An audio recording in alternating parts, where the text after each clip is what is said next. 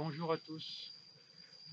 Aujourd'hui, nous allons voir donc quelques aspects du chamanisme traditionnel, qui est évolutif, bien sûr, puisque le chamanisme tribal, etc., est toujours évolutif dans notre monde moderne, puisqu'il sait s'adapter à chaque situation, puisque les situations actuelles sont les situations qui existaient autrefois, en grande majorité.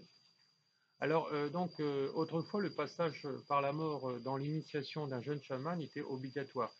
Hein, le futur chaman s'isolait et attendait le moment où les esprits viendraient le tuer, puis lui remplacer les organes de tissu pour ensuite le ressusciter. Alors, c'est-à-dire qu'autrefois, en fait, ils étaient privés de nourriture et d'eau, et donc ils rentraient dans une forme de mort, puisque de toute façon, il déclenchait en fait un éveil grâce à ça. Alors maintenant, ça n'existe plus vraiment, à part dans les tribus chamaniques, etc. Mais dans notre monde moderne, il existe un rituel de la mort initiatique que, en fait, dans toutes les formations chamaniques qui ont pignon sur rue, en fait, c'est initié, puisque sans cela, il ne peut pas avoir l'éveil de conscience naturel qu'aurait un vrai chaman. Alors, je vous dis bien qu'un vrai chaman travaille vraiment en conscience et toujours dans le bien. Voilà, bah, il compte pas aussi parfois, bah, c'est-à-dire qu'il se défend ou il va aller désenvoûter des gens, puisque le chaman est capable de faire des rituels de désenvoûtement aussi bien dans des lieux que, que sur des personnes. C'est comme ça qu'on voit que c'est un vrai chaman, parce qu'à l'heure actuelle, sans vouloir re-rentrer là-dedans, il y a beaucoup de pseudo-chamans, d'enseignements qui ne sont pas vraiment comme ça devrait être. C'est pour ça qu'il faut absolument que vous recherchiez la formation, l'initiation euh, qui vibre en vous, et on doit passer par un rituel initiatique, hein, voilà, pour devenir chaman. Ça, c'est ce qu'on voit à la fin de la formation, hein, à la fin de tous les degrés en chamanisme. Il y a la présentation, ce qu'on appelle la dédication aux esprits, au monde des esprits, du nouveau chaman. Et ça se fait uniquement à la fin de la formation. Alors bien sûr, avant, il y a des différents aspects pour rejoindre et pour travailler. Hein. Voilà, comme je disais dans d'autres vidéos, ça serait trop facile de dire bah, je suis chaman et puis j'ai besoin de rien, j'ai pas besoin d'enseignement sur cette terre. Voilà, parce que en fait j'ai tout en moi. Alors certes, tu as tout en toi, mais si tu le réapprends pas terresтрement, en fait, c'est comme si tu étais vide, en fait. Hein. Donc c'est pour ça que, par exemple, il existe un rituel en chamanisme, c'est l'activation des dons et des talents génétiques ADN. Euh, voilà, qu'on voit par exemple dans la première formation, la première initiation au chamanisme, voilà, pour vraiment grandir et accentuer son pouvoir de chaman et par exemple de devenir thérapeute. Hein. Donc pendant ce rituel, on doit mettre différentes choses pour que cela avance plus vite. Voilà, donc c'est un très beau travail, c'est magnifique, c'est toujours magnifique le chamanisme. Euh, voilà, en tout cas, le travail des énergies, c'est quelque chose que moi qui me passionne, comme vous pouvez le voir, et c'est quelque chose de magnifique. Alors c'est sûr qu'on ne devient pas chaman du jour au lendemain, etc. Et c'est un travail sur soi. Moi, je le travaille tous les jours sur moi. Van pourra vous le dire. Je fais systématiquement quasiment 6 jours sur 7, voire 7 jours parfois, des voyages chamaniques pour moi, mes patients, etc. Et voilà, donc, et après, forcément, il y a un échange avec tous les ethnies chamanes à travers le monde dans lequel nous allons, notamment au Laos, par exemple, ou en Sibérie où j'ai été, au Japon, etc. Donc, revenons donc, comme je dirais, à nos moutons. Le chaman est appelé à jouer donc un rôle hyper important. En fait, c'est un enseignant, mais c'est aussi un thérapeute. Hein. Beaucoup trop de gens, si vous rencontrez un jour des gens qui vous font allonger, prennent le tambour et vous jouent du tambour et puis c'est tout, il n'y a rien d'autre qui se passe autour de vous et qu'il n'y a pas de voyage chamanique pendant cette transe où le chaman revient avec des informations et aussi bien dans les trois mondes où il doit travailler, hein. Le chaman ne travaille pas que dans le monde du bas, attention, hein. Le chaman travaille dans le monde du bas, dans le monde du haut et dans le monde intermédiaire. Donc voilà. Et à l'heure actuelle, il y a beaucoup de gens qui travaillent que dans le monde du bas. Ils vont aller voir faire un petit coucou à leurs animaux totems et après, basta, c'est tout ce qu'ils savent faire. Donc voilà, donc c'est pour ça qu'il faut aller vers des gens sérieux, attention, voilà. Voilà. Donc il y a la mort initiatique, c'est très important. Il va falloir travailler sur votre karma passé, votre karma actuel. Et après, vous pouvez donc accélérer aussi. Il y a un rituel qui s'appelle l'accélération de mon chemin de vie.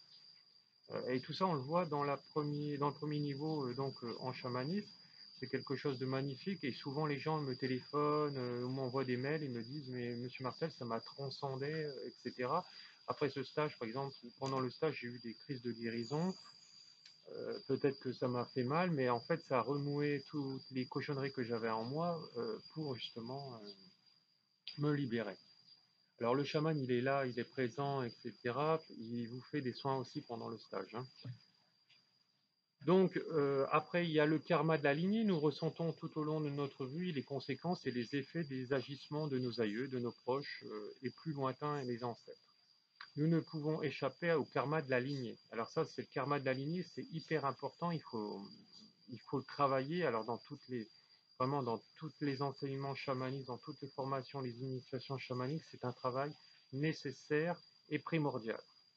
Alors, il nous donne un héritage, il nous donne donc en héritage les malédictions, les grands secrets de famille. Nous le recevons la plupart du temps de l'éducation transmise par nos parents. Beaucoup de problèmes peuvent résulter d'un karma de la lignée. Voilà, aussi. Alors certains vont me dire que c'est injuste de recevoir le karma de nos ancêtres. Alors c'est vrai que pour moi aussi, quand j'ai commencé là-dedans, je trouvais que c'était vraiment très injuste. Mais après, quand on y réfléchit bien, il n'y a pas de hasard qu'on soit intégré, incarné en plutôt, dans cette famille d'âmes. C'est parce qu'on doit le travailler pour lâcher prise, etc., hein. On le voit actuellement avec tous ces problèmes mondiaux. Les gens vont s'arrêter que sur la partie noire du problème, au lieu de regarder la partie bonne, parce qu'il y a toujours une partie bonne dans toute chose, même dans une maladie ou dans une épreuve, parce que par exemple, ça va me faire m'arrêter de mon travail, ça va me permettre de prendre plus soin de moi et de mes proches, et d'avancer, etc., en conscience. Bien sûr, pour arriver à la conscience, il y a du boulot. Mais voilà, tout est possible, hein. Bien sûr, il va falloir commencer à travailler sur vous. Alors, bien sûr, moi, j'ai souvent entendu les gens, ils disaient, oui, le chamanisme, c'est du New Age, c'est ceci, c'est cela. Alors ça, c'est les gens qui n'y comprennent rien et qui sont incapables, je dis bien incapables, de travailler sur eux. Voilà, puisque, en fait, l'être divin est en nous. Et donc, c'est à notre être humain qui est incarné à retrouver le divin en lui et non l'inverse. Et une fois qu'on travaille le divin en nous, on devient quelqu'un de beaucoup plus léger, voilà, et donc en conscience et avec qui toutes ces choses de sa vie en fait réussissent, hein, c'est-à-dire tous ses projets de vie réussissent, etc. Alors un chaman, il verra des signes partout, hein. Si par exemple il a son livre qui doit sortir et puis que le salon du livre il est annulé, il va voir le signe, il va comprendre pourquoi. En liaison avec ça, il ne va pas dire non, mais c'est la faute de cette problématique qui est extérieure. Euh, voilà, donc si l'arbre tombe dans mon jardin, il va dire qu'est-ce que j'ai pu faire de mal, pourquoi même s'il y a eu une tempête. Et ça, toujours, le chaman, un vrai chaman est comme ça.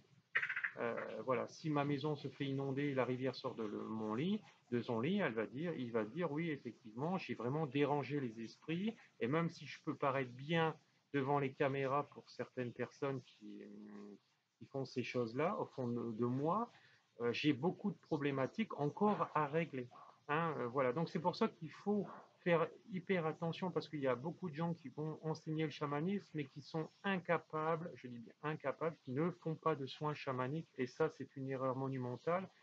Pour moi, ils ne sont pas incarnés dans leur rôle de chaman parce que le chaman doit soigner et il doit enseigner. C'est toujours soigner et enseigner, c'est jamais enseigner et soigner. Comment vous voulez enseigner quelque chose que vous ne faites pas?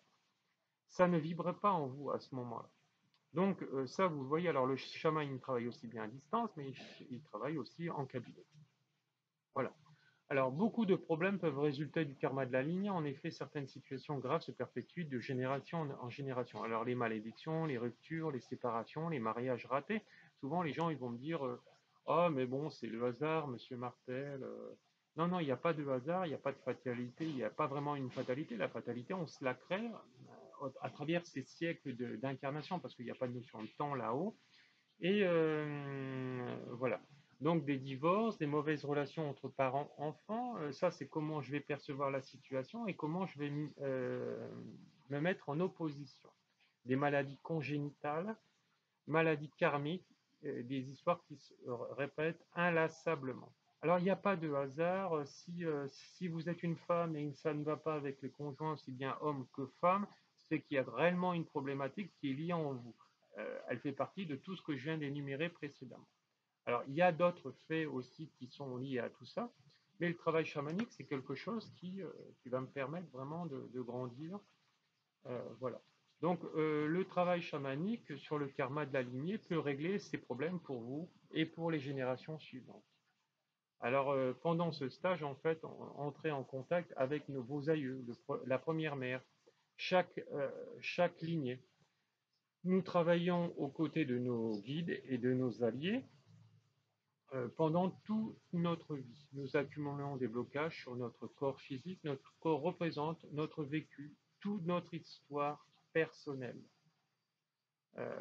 Voilà.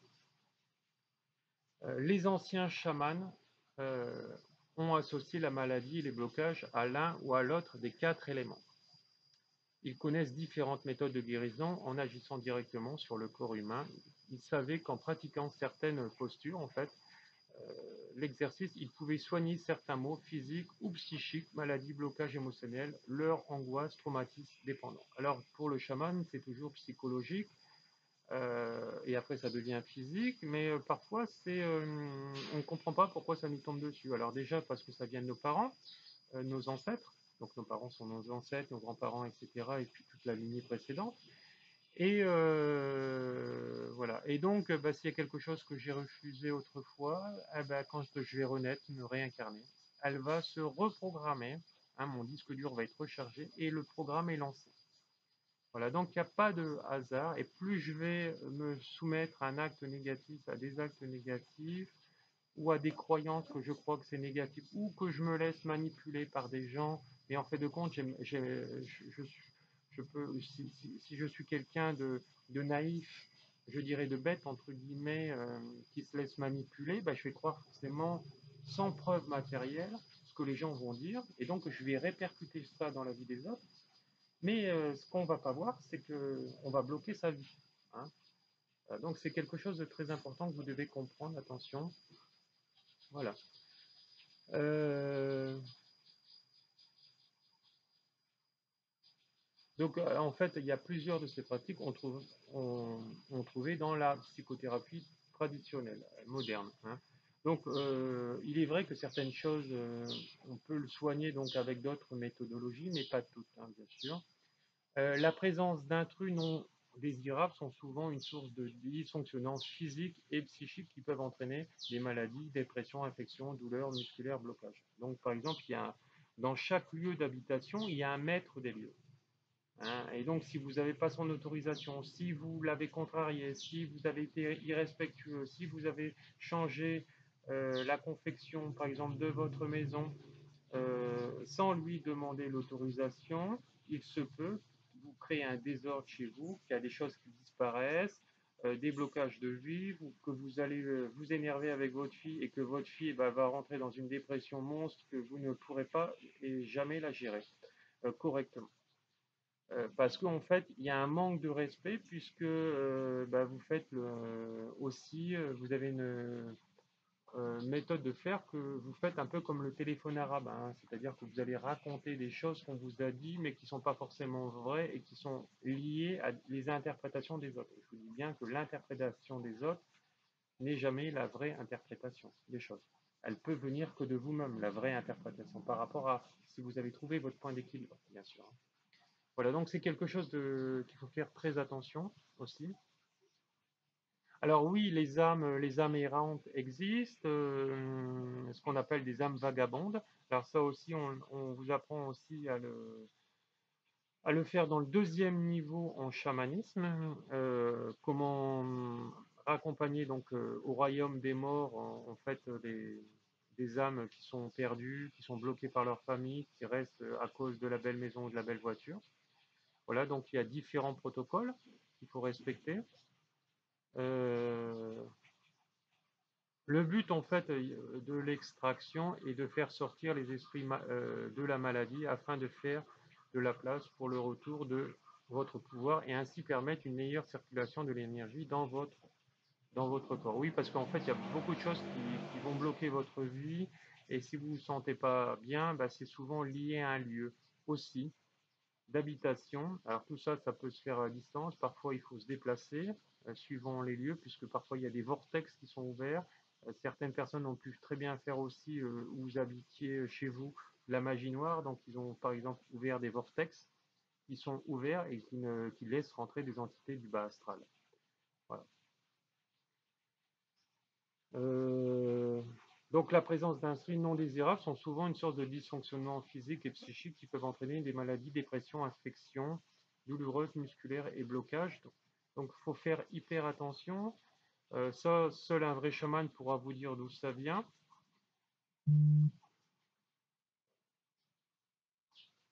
Donc, ce travail euh, de sortir en fait ces maladies afin de faire place pour le retour de votre pouvoir et permettre une meilleure circulation d'énergie dans votre corps. En débloquant ces points, vous rééditez cette histoire, votre histoire. Vous vous soignez sans passer par le souvenir, souvent douloureux, sans introspection dans le corps, car le corps se souvient en fait de tout de tout et souhaite notre guérison.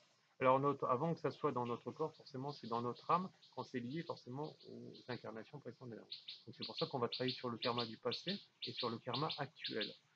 Hein, voilà. Alors c'est vrai que certaines personnes, comme je dirais, moi la dernière fois il y a quelqu'un qui m'avait appelé d'Algérie, il me disait il avait commencé tout en même temps, différentes formations, mais il n'avait jamais été au bout.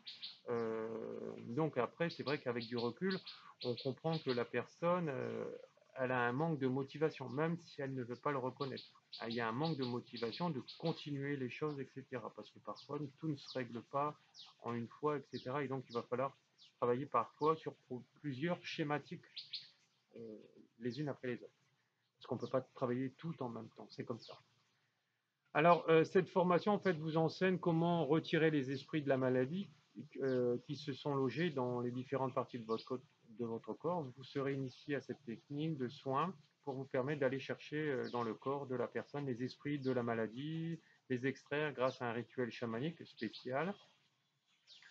Vous allez aussi apprendre à travailler après les différents jours après le deuil, avec les personnes défuntes, c'est-à-dire qu'avec la famille des personnes défuntes aussi, donc comment leur parler, comment les aider à faire ce travail de deuil et comment nettoyer la maison du défunt correctement, je dis bien correctement parce que tout le monde croit savoir comment nettoyer une maison, mais sauf que c'est faux.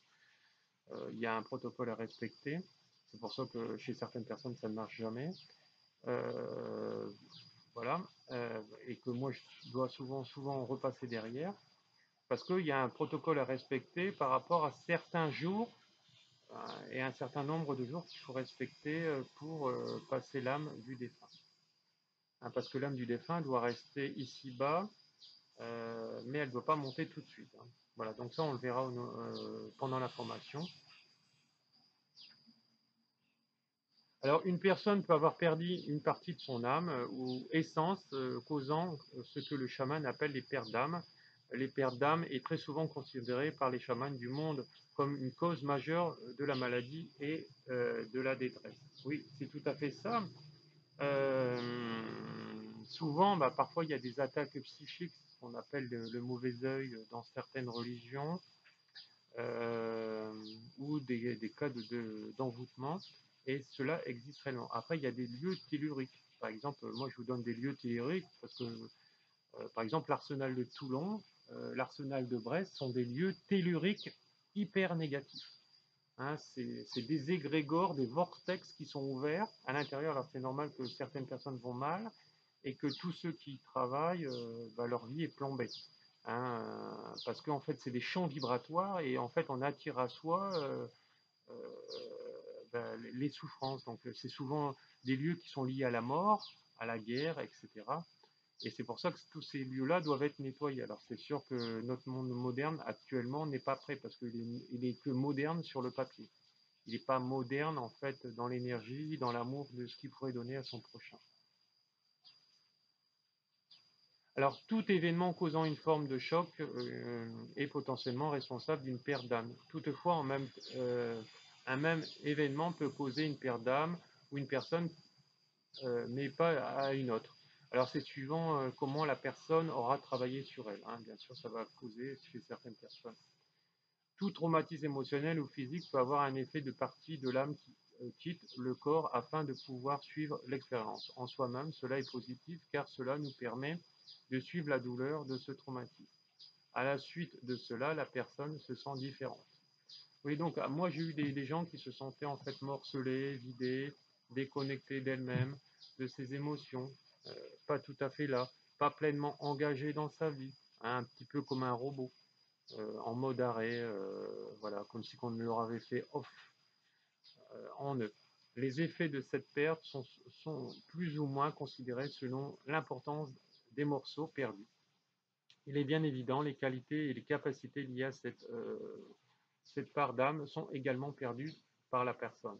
Alors là, je me souviens d'avoir fait un soin chamanique il y a 2 jours maintenant, il me semble, comme ça, du deuil, sur une japonaise qui habite à 30 minutes de Tokyo et où quand je suis allé dans le voyage chamanique, etc., après avoir vérifié certaines choses en elle, quand je suis rentré en transe, j'ai vu comme quoi en fait elle était dans un grillage, qu'elle était enfermée dans un grillage.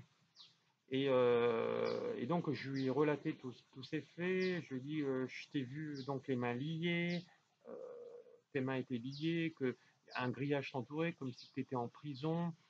Euh, Vous êtes une femme aussi qui est sanguinaire, je lui ai dit, parce que en perpétuel combat avec les autres. Voilà, donc, et effectivement, elle m'a confirmé tous ces dires. Et donc, tout ça, pendant le rituel, bah, j'ai été l'enlever, etc. Et cette dame me dit, mais j'avais l'impression que vous étiez à côté de moi, parce que moi j'étais, quand j'ai fait ça, j'étais au Laos, et elle était au Japon. Et elle me dit, mais j'avais l'impression que vous étiez en train de me masser. Donc, vous voyez, donc, les personnes le ressentent comme ça, elle me dit, mais ça va tout à fait bien maintenant. Et je me sens hyper bien. Vous voyez l'efficacité qu'on peut faire par rapport à tout ça, c'est quelque chose de magnifique. Hein.